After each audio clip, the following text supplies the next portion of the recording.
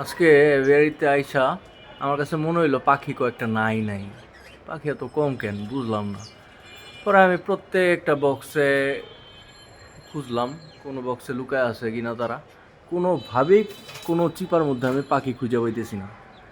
এই চিপায় দেখলাম, এই মুরগির খাঁচার এই চিপায় দেখলাম, এনে ওনে সব চিপায় দেখলাম। পরে আইসা দেখি তারা হচ্ছে এই জায়গায় বাসা বানায় মনে সুখে সংসার করতেছে।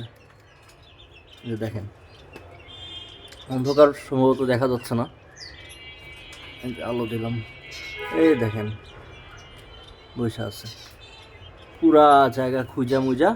পরে দেখি যে তারা এখানে বসে আছে। এখন আমি এটা কি করব কিছুই বুঝতে পারতেছি না। এদেরকে এখানে থাকতে দিব নাকি এখানে ডিম টিম দিলে তো বাচ্চা দেখতেও পারবো না, কি করব বোঝা যাচ্ছে না।